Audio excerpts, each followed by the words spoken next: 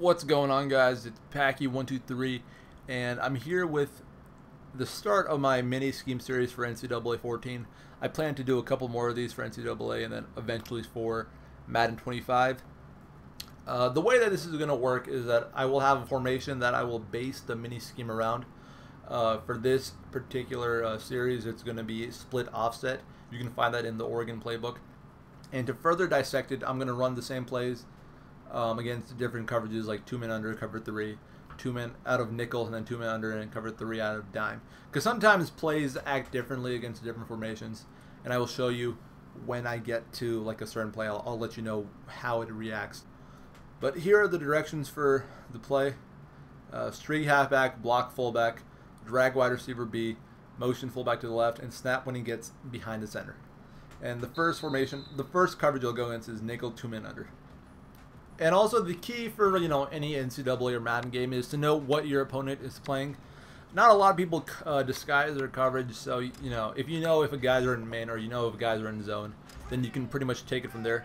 You can tell the computer is running man in this game even without seeing their play art by how close their two outside corners are. Since they're that close, and even if they aren't pressing, you can tell they're in man. And that's the play right there. The reason this play works is because you drag the wide receiver like it would be like a mid screen, and the A receiver blocks the cornerback, so the guy who's covering B is not covering anybody because he's getting blocked.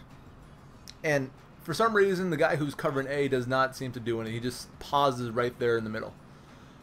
And the reason why we motion the fullback is because when we motion him behind the center, for some reason that guy either blitzes or he just stays right there, right in the middle. And the other key thing to motioning the fullback is to make everything look the same, because this is not the only play we're running. We have 2 more plays that we can run, and if you motion the fullback for this play but you don't motion for the other plays, then people will know you're running this play. And actually, you could get away with not motioning the fullback, but it just won't work as well. But also for the other plays, if you motion the fullback, it's not only just to cover it up. I think for the next play, the next video, you'll see that motioning the fullback is very beneficial because just the way that it reacts to man. And we don't have to motion it for cover 3 or cover 2 or whatever cover they're running. It's just so we can set it up for when they are running man. Because if we motion the fullback, one play but we don't motion it the other, and then the opponent will know what we're doing. So we just want to keep it going for every play, and I'll show you in other videos why it's beneficial also. I think I'm gonna run it through one more time, then I'll move on to the next formation. And here's the play for dime 2-man under. The same rules apply. You just want to motion the fullback so you get that kind of weird pause, and you can just hit the B receiver for a quick pass. The concept was to make it kind of like a mid screen, and it works a lot better in my opinion than a mid screen because you have your guys still block, and it's just that one receiver who's doing the block. And like I said, you can get somewhere to around like 10 to 30 yards running this play like every rip. Keep in mind that they can adjust. They can put a flat zone there. That's not the point to show you. The point is to show you that it'll work against these plays, and you got to be smart enough to not run the same play over and over again, and then be surprised when a guy puts a flat zone there and picks you off.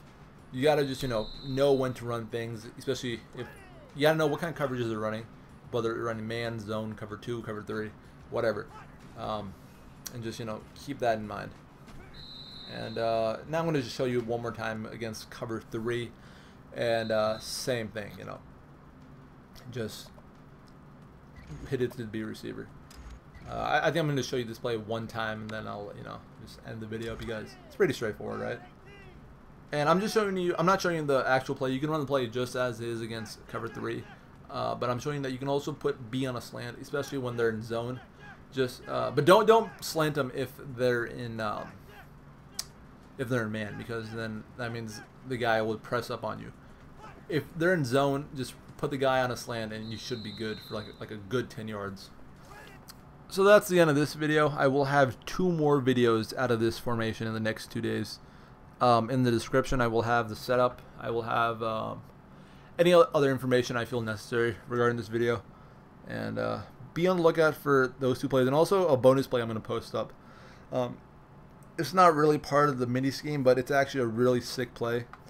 Well, it's a really sick concept out of this play. That should be up tomorrow as well. And that's pretty much it, guys. It's Pack 1-3. Thanks for watching, and be sure to check out Maddenstudents.com for more tips, more tricks, I guess, and guides for NCAA 14 and Madden 25. Later.